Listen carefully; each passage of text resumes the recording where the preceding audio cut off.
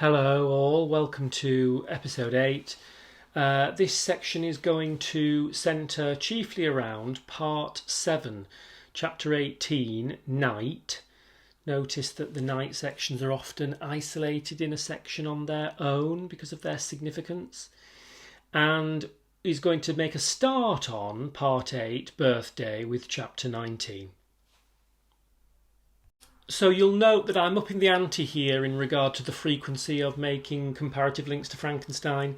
As ever, if it's relevant, brilliant. If it's not, then just very briefly bear with. If you're comparing Handmaid's Tale with Frankenstein, as a bit of a fun thinking exercise, challenge yourself to spend a decent amount of time listing an A to Z of any and all possible links and connections that you can make between the two novels. It might feel a bit silly, but it exercises your brain and gets you thinking comparatively. You might make a start, for example, with B being biblical references, and so on and so forth. But if not relevant, skip. A quick bit of housekeeping just to forewarn you, please. Turn down your volume if it's up high at the moment for the next slide. I've got a demonstration to give you.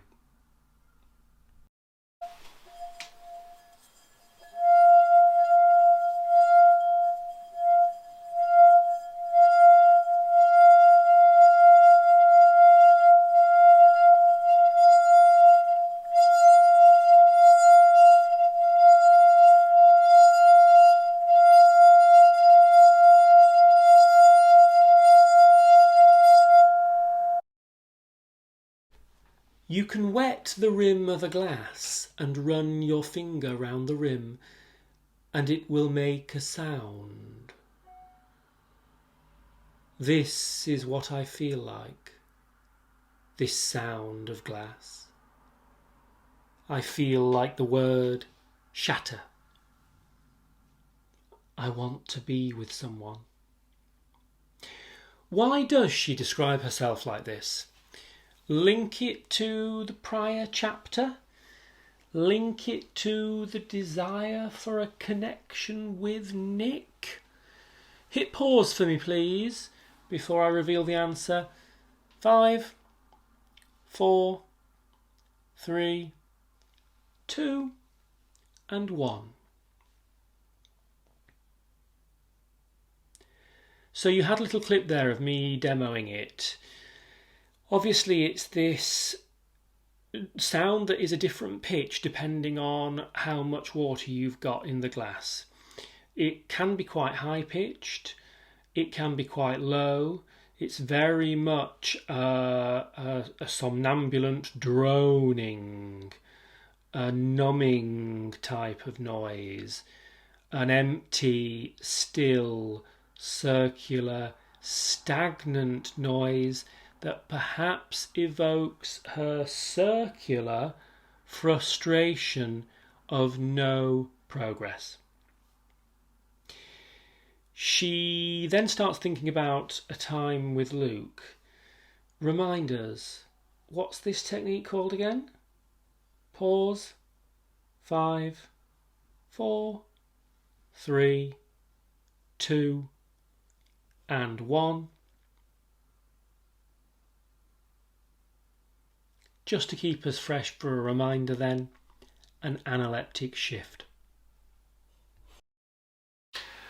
So notice that the night sections are often a section of the novel on their own.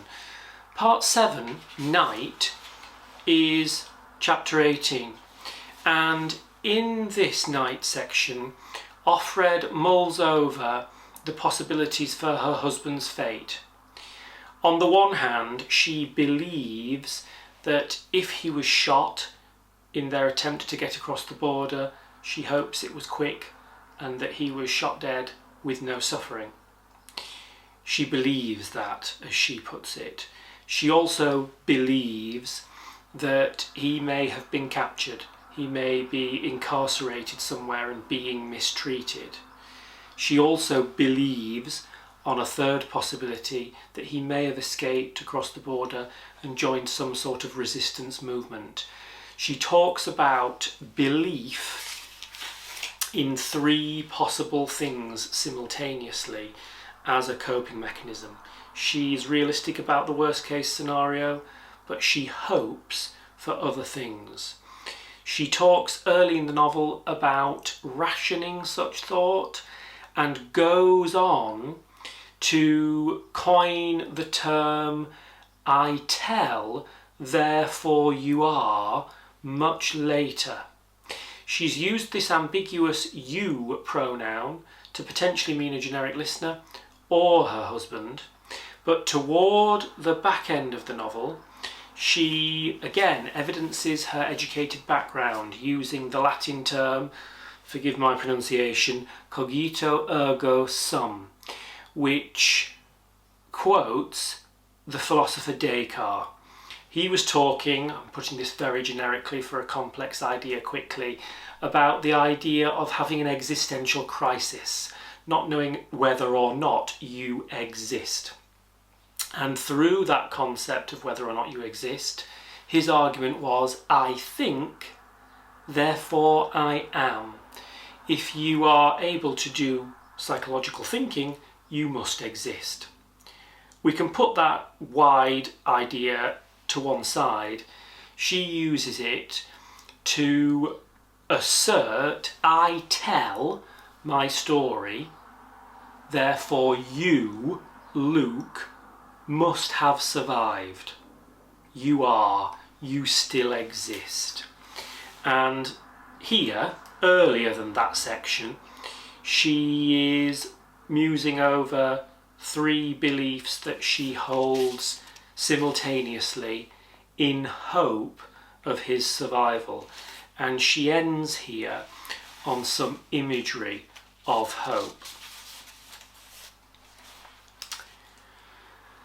I lie in bed, still trembling. You can wet the rim of a glass and run your finger round the rim and it will make a sound. This is what I feel like, this sound of glass. I feel like the word shatter. I want to be with someone. So we've gone from that notion of the numbing, droning, circular, empty life of no progress that she has, the drone, to shatter. She wants it to be over. She wants to break. An analeptic shift. Lying in bed with Luke, his hand on my rounded belly. The 3 of us in bed, she kicking. Notice the use of continuous present sometimes for these analeptic shifts. Turning over with me, it creates that sense of spontaneity. Thunderstorm outside the window. That's why she's awake. They can hear. They sleep. They can be startled, the baby in the womb. Even there in the soothing of the heart, like waves on the shore around them. A flash of lightning, quite close. Luke's eyes go white for an instant. I'm not frightened. We're wide awake. The rain hits now. We will be slow and careful. So she's talking here about having sex whilst pregnant, perhaps through fear of harming the baby in some way, which isn't actually possible. And she says, if I thought this would never happen again, I would die. I don't think she means this was their last ever sexual encounter, but she is musing from Gilead's regime upon the torture of never being with Luke sexually, intimately again. Hence some of the later sections of her continued encounters with Nick. But this is wrong. Nobody dies from lack of sex. It's lack of love we die from. There's nobody here I can love. All the people I could love are dead. or elsewhere. Who knows where they are or what their names are now? They might as well be nowhere, as I am for them. I, too, am a missing person. From time to time I see their faces against the dark, flickering like the images of saints, in old foreign cathedrals, in the light of the draughty candles. Candles you would light to pray by, kneeling, your forehead against the wooden railing, hoping for an answer. I can conjure them, but they are mirages only. They don't last. Can I be blamed for wanting a real body to put my arms around? Without it, I too am disembodied. Think about the resonance of that disembodied term. She's already described herself as a cloud, something translucent, something intangible that you can put your fingers through, because she's only valued for her womb, that central object. She wants arms around her. She wants to use her body for her will, not just through lust, but on a more deeper emotional level. This might be a bit of a stretch, but is there an objective forelink we could make here to Frankenstein? The creature himself, a kind of palimpsest of sorts, of multiple possible body parts stuck together, stitched together, not human. Maybe. I'm not sure there's a lot of traction or mileage in that, but potentially. I can listen to my own heartbeat against the bed springs. I can stroke myself under the white sheets in the dark, but I too am dry and white, hard, granular. It's like running my hand over a plateful of dried rice. It's like snow. There's something dead about it. Something deserted. I am like a room where things once happened, and now nothing does, except the pollen of the weeds that grow up outside the window, blowing in as dust across the floor.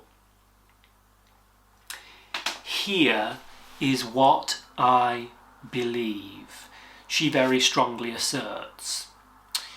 She leads us down the garden path here of a particular belief before saying that she also has a second belief and a third, and she will go on later to describe her sexual encounters with Nick in one particular way and then say, actually, I've got to be honest, it didn't happen quite like that because of these emotional reasons.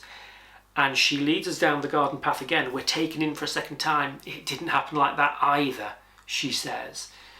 I don't think we consider her unreliable, but she talks about the very concept of witnessing and retelling as a mental, emotional mechanism to show the way that she copes with the regime.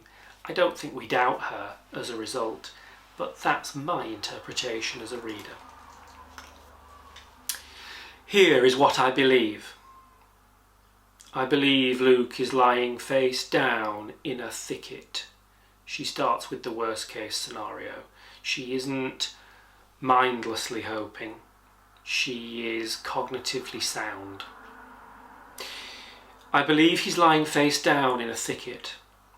A tangle of bracken, the brown fronds from last year under the green ones just unrolled. Or ground hemlock, perhaps, although it's too early for the red berries. What is left of him, his hair, the bones, the plaid wool shirt, green and black, the leather belt, the work boots. I know exactly what he was wearing. I can see his clothes in my mind, bright as a lithograph or a full-colour advertisement from an ancient magazine, though not his face, not so well. His face is beginning to fade, possibly because it wasn't always the same. His face had different expressions. His clothes did not. I pray that the hull, or two or three, there was more than one shot. They were close together. I pray that at least one hole is neatly, quickly, and finally through the skull, through the place where all the pictures were, so that there would have been only one flash of darkness or pain, dull, I hope, like the word thud. Only the one, and then silence. I believe this. She hopes that there was no suffering. I also believe that Luke is sitting up, still alive, this seems hopeful, in a rectangle somewhere, grey cement, on a ledge or the edge of something, a bed or chair. God knows what he's wearing. God knows what they've put him in. God isn't the only one who knows. You could read that differently. God knows, or God knows, hope. God isn't the only one who knows. So maybe there could be some way of finding out. He hasn't shaved for a year, though they cut his hair short whenever they feel like it. For lice, they say, or for vindictiveness. I'll have to revise that. If they cut the hair for lice, they'd cut the beard too. You'd think. She acknowledges that it's speculation. Anyway, they don't do it well. The hair is ragged, the back of his neck is nicked. That's hardly the worst. He looks 10 years older. 20. Bent like an old man. His eyes are pouched. Small purple veins have burst in his cheeks. There's a scar. No, a wound. It isn't yet healed. The colour of tulips near the stem. Down the left side of his face, where the flesh split recently, he's been beaten. The body is so easily damaged, so easily disposed of. Water and chemicals is all it is. Hardly more to it than a jellyfish drying on sand. He finds it painful to move his hands. Painful to move. He doesn't know what he's accused of. A problem. There must be something. Some accusation in a democratically free society, at least. Otherwise, why are they keeping him? Why isn't he already dead? He must know something they want to know. I can't imagine. I can't imagine he hasn't already said whatever it is. I would.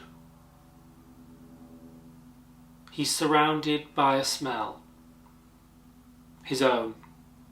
The smell of a cooped up animal in a dirty cage. I imagine him resting because I can't bear to imagine him at any other time. Just as I can't imagine anything below his collar, below his cuffs. I don't want to think what they've done to his body. Does he have shoes? No. The floor is cold and wet. Does he know I'm here, alive, thinking about him? I have to believe so. In reduced circumstances, you have to believe all kinds of things. I believe in thought transference now. Vibrations in the ether. That sort of junk. I never used to, but she's desperate to cling on to some hope. I also believe that they didn't catch him, or catch up with him after all, that he made it, reached the bank, swam the river, crossed the border, dragged himself up on the far shore, an island, teeth chattering, found his way to a nearby farmhouse, was allowed in, with suspicion at first, but then, when they understood who he was, that they were friendly, not the sort who'd turn him in, Perhaps they were Quakers. They will smuggle him inland. They will. She clings to and asserts this hope as though factual. They'll smuggle him inland from house to house. The woman made him some hot coffee and gave him a set of her husband's clothes. I picture the clothes. It comforts me to dress him warmly. He made contact with others. There must be a resistance, a government in exile. Someone must be out there taking care of things. I believe in the resistance, as I believe there can be no light without shadow, and ultimately she comes to find there is one. Or rather, no shadow unless there is always light. There must be a resistance, or where do all the criminals come from on the television? We can doubt that because of fake news, faking something to be paranoid and fearful about. Any day now there'll be a message from him. How would that realistically work? It will come in the most unexpected way, from the least likely person. Someone I never would have suspected. Under my plate, on the dinner tray? Slipped into my hand as I reach for the tokens across the counter in all flesh? The message will say that I must have patience. Sooner or later he will get me out. We will find her wherever she is. She'll remember us, and we will all three of us be together. Meanwhile, I must endure, keep myself safe for later. What has happened to me, what's happening to me now, won't make any difference to him. He loves me anyway. He knows it isn't my fault. The message will say that also. It's this message which may never arrive, which keeps me alive. I believe in the message. The things I believe can't all be true, though one of them must be. She's thought of the eventualities and scenarios, but I believe in all of them. All three versions of Luke at one and the same time. This contradictory way of believing seems to me right now the only way of believing anything. Whatever the truth is, I'll be ready for it. This is also a belief of mine. This also may be untrue. One of the gravestones in the cemetery near the earliest church has an anchor on it and an hourglass, and the words, "In hope." In hope. Why did they put that above a dead person? Was it the corpse hoping, or those still alive? Does Luke hope? She hopes, in the present tense, that he is still alive and hoping. Does a corpse, does somebody dead need hope? Well, what's the hope in a gravestone? What do we make of this symbolism of an hourglass? How can it be negative? How can it be positive? And what do we make of an anchor? How can it be negative? And how can it be positive? Both of those things, anchor and hourglass, can have really negative connotations versus completely opposite positive connotations. Take pause to have a think about that, and we will discuss it shortly on the next slide.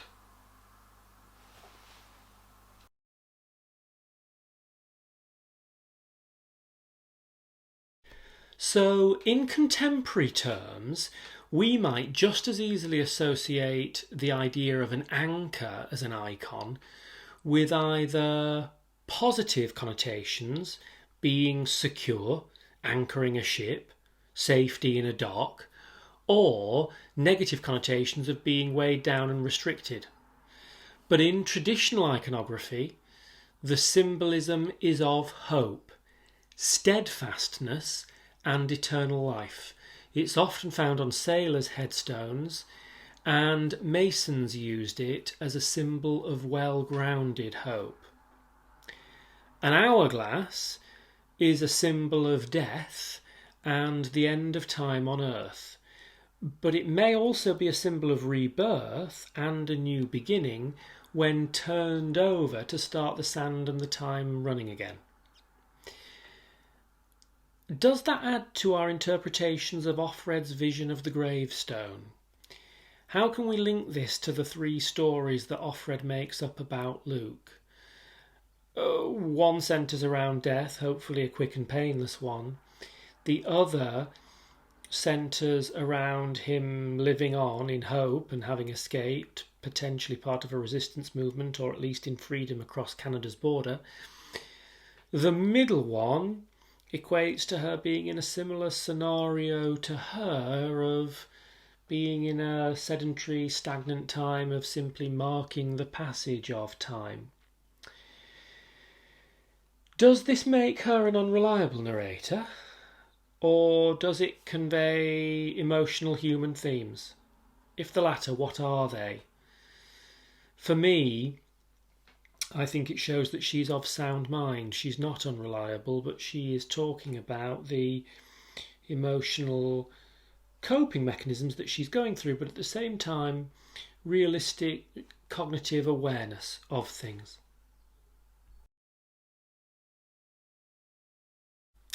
In the historical notes, we discover Offred's story as a reconstruction.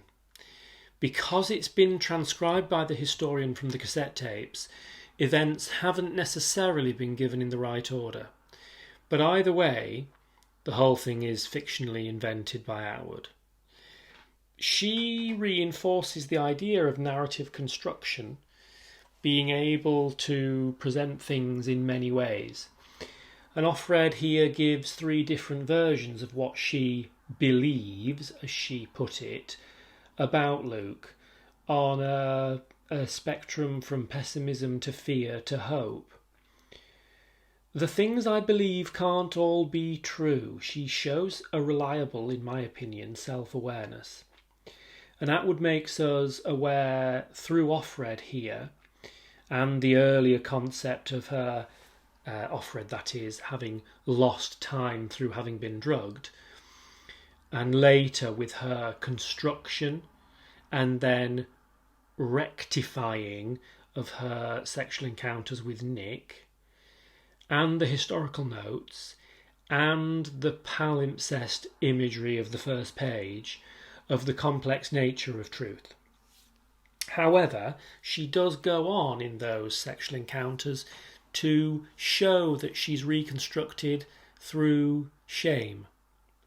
And she's honest in doing so. And then she finagles it a little more. That's part of the human themes.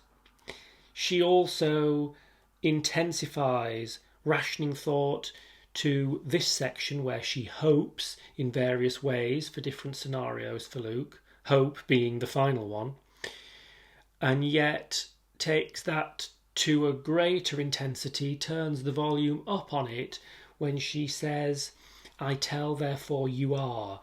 She asserts that hope all the more later in the novel. How does this idea of truth and differing perspectives link into Frankenstein? I very much err on the side of Offred being reliable. I am the opposite when it comes to Victor Frankenstein personally. I find myself questioning whether Victor is self-aware enough to be reliable. Is he prejudiced? Is he unwilling to admit fault in usurping God's role and not nurturing his child? At the same time, would we be aware of that, or even consider such a thing as a reader, if we didn't have the framing narrative of Walton and then the diegesis of the creature with which to compare that? Remember those layers. The metadiegetic narrative of Walton, the intradiegetic narrative of Frankenstein, and the extradiegetic narrative of the creature, sometimes known as a pyramid narrative structure, sometimes known as a Chinese box narrative structure, whereby two of the narratives frame the central one.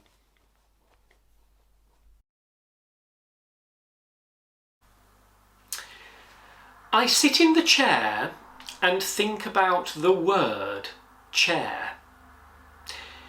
It can also mean the leader of a meeting. It can also mean a mode of execution.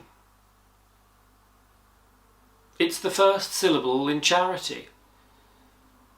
It's the French word for flesh. None of these facts has any connection with the others. This is therapeutic for her. It's a mode of rebellion to remember, even on a small scale, the definitions and connotations and implied semantics from the time before when language was not so restricted. These are the kinds of litanies that she uses. Litanies, Hail Marys, religious recitals that she metaphorically uses the term litanies, ironically because she is oppressed by a religious state, as a form of therapy, that she is not being inwardly indoctrinated. This composes her. In front of me is a tray, and on the tray are a glass of apple juice, a vitamin pill, a spoon, a plate, and 3 slices of brown toast, a small dish containing honey, another plate with an egg cup on it, the kind that looks like a woman's torso in a skirt. Under the skirt is the second egg being kept warm. The egg cup is white china with a purple stripe.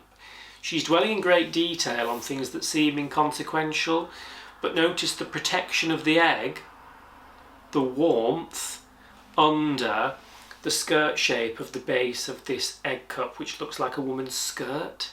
It's a novelty item. This is a bit like incubating an egg by a hen. So the symbolism of the egg is again linking back to fertility, propagating a baby in one's womb. The first egg is white. I move the egg cup a little so it's now in the watery sunlight that comes through the window and falls, brightening, waning, brightening again on the tray. The shell of the egg is smooth but also grained. Small pebbles of calcium are defined by the sunlight, like craters on the moon. The moon again, with its 30-day cycle, links back to the menstrual cycle, the concept of fertility. Moon coming from the ancient Greek luna, for womb. It's a barren landscape, the surface of the moon, a dry, arid landscape with no vegetation. The lack of vegetation symbolising the lack of a baby, the lack of fertile soil. Barren yet perfect. It's the sort of desert, dry, arid, the saints went into, so their minds would not be distracted by profusion. I think that this is what God must look like. An egg. The life of the moon may not be on the surface, but inside. Life inside, something that she desires to survive this regime. The egg is glowing now, as if it had an energy of its own. To look at the egg gives me intense pleasure. The sun goes, and the egg fades. I pick the egg out of the cup and finger it for a moment. It's warm. Women used to carry such eggs between their breasts. to incubate them. That would have felt good. The minimalist life. Pleasure is an egg, taking pleasure in such small observances. Blessings that can be counted, on the fingers of one hand. But possibly this is how I am expected to react. If I have an egg, what more can I want? What more freedom could she want? In reduced circumstances, the desire to live attaches itself to strange objects. So consider a few of these questions, please, on section 8, birthday. Why is the section called birthday? Notice how it's been written here as separate words with capitals. How are these words normally written down? And what's the symbolism of this typographical change? She's running to meet me, my mother comes in. The guardian closes and locks the double doors. What is the description of the birthmobile reminiscent of? And can we link that to any themes? You can't have them taken out. What real issue is Atwood alluding to here? Larger arguments brought into the discussion of the novel. Particularly pertinent in the media at the moment. Chemicals, exploding atomic power plants. What wider social issue is this referring to? And is there a possible link to Frankenstein there? No anaesthetics. I will greatly multiply thy sorrow. What meanings or implications do you draw here from this biblical allusion? Little whores, all of them. What does this show about how the women relate to one another in the novel? Birthday. We would normally refer to somebody's birthday as one word, not capitalised, but Atwood separates the two here to stress the significance of a day when one of the handmaids gives birth. She's running to meet me and my mother comes in, by including Offred's recollections of her own child and her mother, as well as the significance of pregnancy.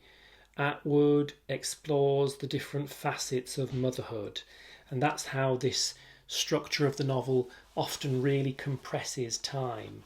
She shifts in an analeptic shift or flashback to her own child, and further back still in analeptic shift to that of her mother. The birthmobile being locked in resembles a prison van. You can't have them taken out. In Gilead, abortion is banned.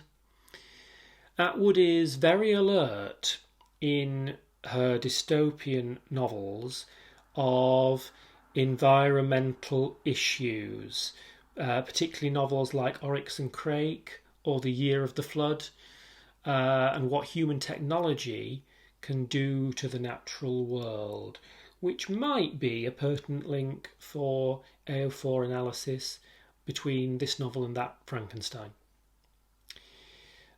The lack of pain relief for the handmaids is justified by a fundamentalist interpretation, an overly literal interpretation of Genesis chapter 3 verse 16, in which God punishes Eve for her disobedience by making childbirth painful.